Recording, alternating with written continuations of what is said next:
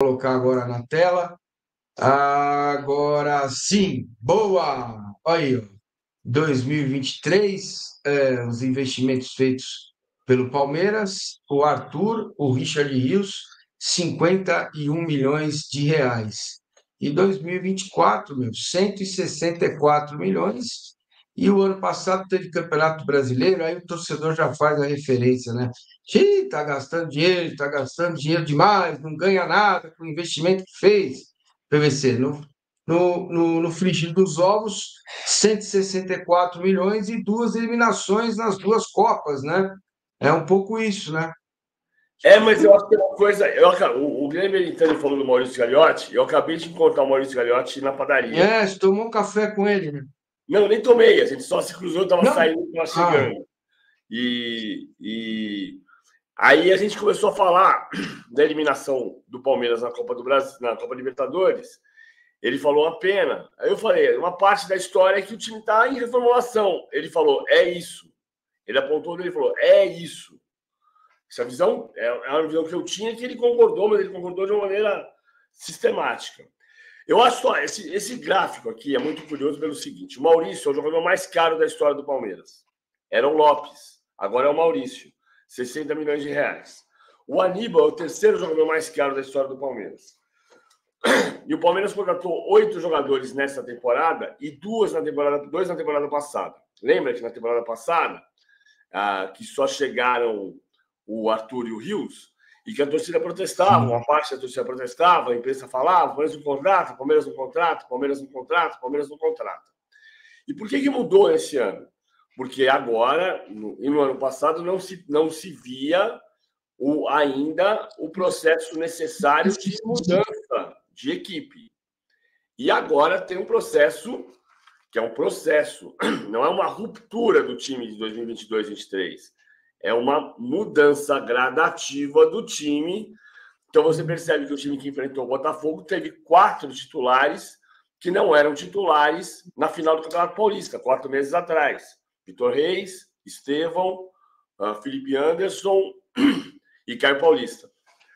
Então isso tem um processo. O curioso é que, assim, a gente tem essa indústria que é muito fomentada por empresários de jogadores, imprensa, dirigentes e comissões, que é a indústria do precisa-se de reforços. A gente passa 11 meses do ano perguntando quem é que vai chegar de contratação. E então a gente percebe, no caso do Palmeiras, que em 2020 foram 5 contratações e 3 títulos. Em 2021 foram 3 contratações e ganhou a Libertadores, só. Em 22 foram 8 contratações para 3 títulos, um troféu, né? Que é a Recopa, que não é um título, é um troféu. uhum. Em 23 foram 2 contratações e 2 títulos. E em 24, 8 contratações para um título por enquanto. Não existe essa relação de causa e efeito. Eu contrato, logo ganho. Não estou respondendo. Não é assim.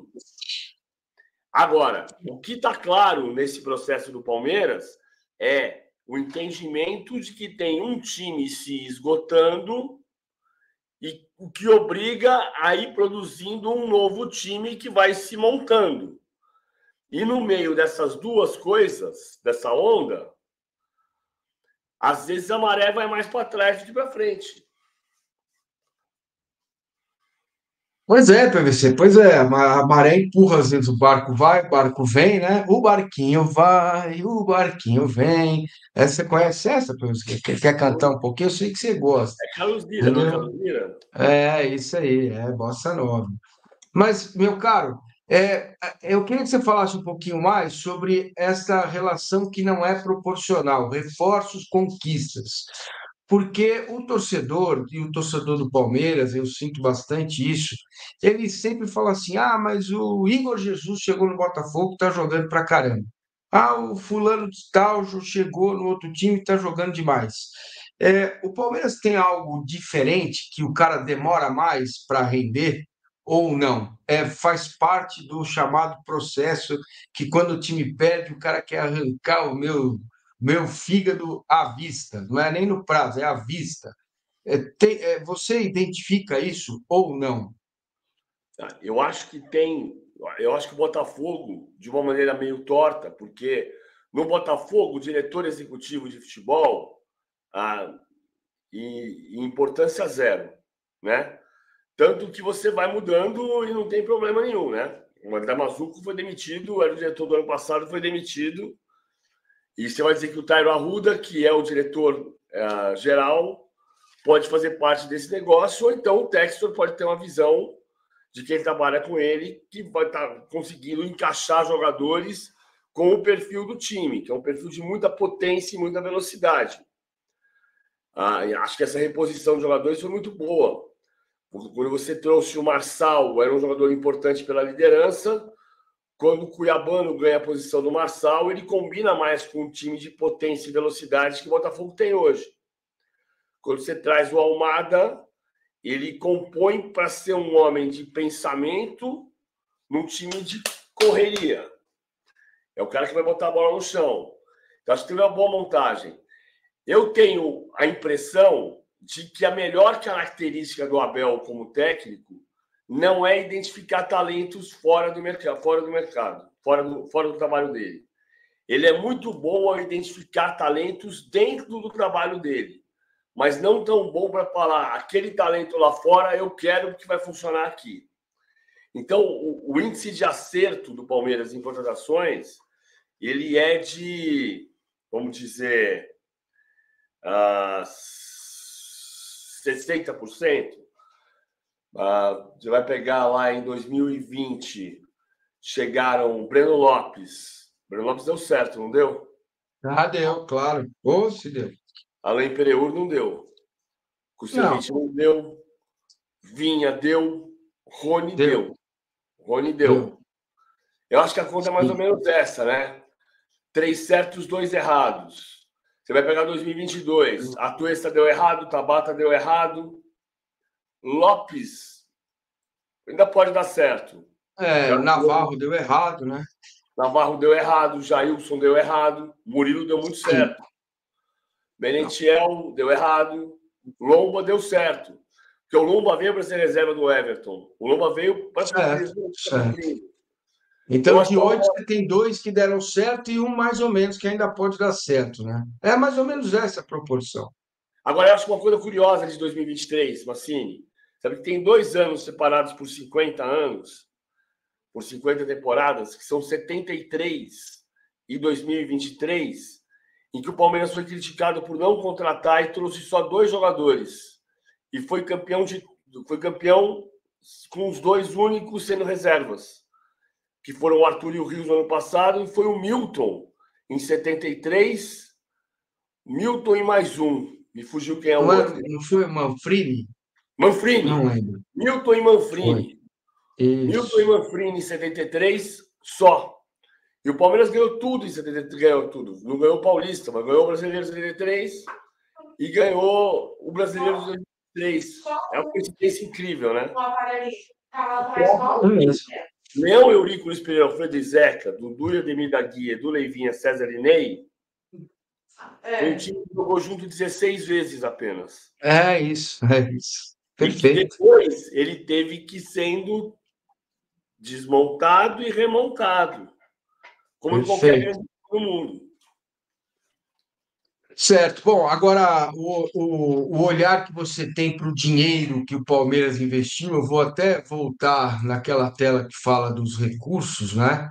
Se é muito, se é pouco, e se você entende que seria possível ainda antes de fechar a janela, o Palmeiras investir em algum reforço, porque eu estava pensando aqui na lógica de você enviar um pré-contrato para o Gabigol, ou um documento, ou uma minuta, ou um papel desse, um caderno, ó, tá aqui as condições e tal, a coisa ficar para o ano que vem, né? E não e esperar o ano que vem, entendendo que tem agora 15 jogos em que o Palmeiras vai precisar de pelo menos 10 vitórias e 3 empates para se colocar em condições de ganhar o tricampeonato brasileiro. Você vê lógica nisso? Primeiro, o valor depois a questão se seria interessante, se é possível que o Palmeiras fizesse um investimento agora.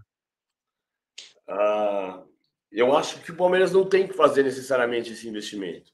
Eu acho, embora tenha uma coisa que o entendimento do Gabigol é um entendimento difícil, porque você precisa ter o Gabigol de 2019. Você não pode ter o Gabigol de 2024. Eu acho que o Gabigol pode ser em 2025 o Gabigol de 2021, de 2022. Acho que pode, mas custa muito caro. Por outro lado, pode custar mais caro você não ter um cara que decida jogos. Por exemplo, o Estevão é muito mais habilidoso do que o Endrick, mas até agora o Endrick é muito mais decisivo do que ele. Então, você precisa ter... Quem é que decide no Palmeiras hoje? É o que está faltando. Se tivesse o cara que decide, o Lopes tinha feito um gol contra o Botafogo. Embora tenha feito, né? Fez um. Mas perdeu o gol que podia mudar a cara do jogo. Sem dúvida. Mas eu não sei se é o Gabigol. E acho que o Palmeiras fez a parte dele. O Palmeiras falou assim, ó, tá aqui, ó. Se você quiser, nós estamos aqui, vem conversar. Mas se não quiser, Perfeito. vai ter em outro lugar. É isso aí, ó. O Vitor C me mandou um superchat. Vejam as contratações do Cruzeiro. O Henrique e o Wallace, o Palmeiras não teve competência para trazer os dois. E o Diego Salvador pergunta: por que não buscou o Paulinho, que foi para o Galo, o Luiz Henrique, que foi para o Botafogo? Querem gastar pouco e trazer o Messi? Futebol custa caro, mas na época do Paulinho, o Palmeiras Não, não estava nessa condição, não, mas, né? não, o Paulinho tem uma história maravilhosa, Massini, que eu já contei Conta no para ar. nós. A história é a seguinte: o Palmeiras tentou negociar o Paulinho em dezembro, novembro de 2022, né? Quando ele estava Uhum. voltando do Brasil do Bayer Leverkusen. Aí, no começo de 23, o Cícero Souza, histórico já dirigente do Palmeiras, que trabalhou com o Anderson Barros e com o Alexandre Matos, Que está na antes de CBF hoje. estar na CBF hoje, o Cícero Souza se casou e deu uma festa importante em São Paulo e convidou muita gente conhecida. Entre eles, o Rodrigo Caetano, diretor executivo do Atlético Mineiro na época, e hoje seu parceiro na seleção. Eles se conheceram no Grêmio. Um dos convidados era o Abel Ferreira. O Abel Ferreira, lá pelas tantas, sem ter tomado um vinho, nem uma água, nem nada, se aproximou do Rodrigo Caetano e disse a ele o seguinte: tu contrataste o único jogador que eu queria, pá. Tu trouxeste o único jogador que eu queria, pá. Só queria um jogador. Tu fosse lá e contrataste ele, pá. E era o Paulinho. E o Abel foi lá para o Rodrigo Caetano por causa disso. Então, às vezes você identifica o talento e não consegue contratar. É isso aí. Bom, registrando aqui a presença do Sidney Ferreira, o Thiago Lima, que é torcedor do Flamengo, me parece, ele faz o seguinte: na minha opinião, o Abel faz muito pelo Palmeiras, mas não tem o nível de cobrança que qualquer técnico tem no Flamengo, que é por grandes exibições. É, o Sidney está pedindo o fim da era Barros. O Antônio Valdenei, qual é o valor da multa que do Paulinho? Aí agora já não, já passou, né? Cara, olha só. Oi. Só em relação ao Anderson Barros, as pessoas podem falar o que quiserem falar, Aham, infinito, tudo, não tem problema nenhum. Só que na claro. época do Delfino Facchina, o cara que mandava no futebol era o Ferruccio Sandoli. Né? Ninguém Sim. fala. E o Ferruccio Sandoli era quem trazia lá Juninho Botelho, que trazia Gildo, que trouxe Ademir da Guia, enfim, Dudu. O Sandoli era o gênio do mercado, o gênio das contratações. O Anderson é silencioso, mas a conta.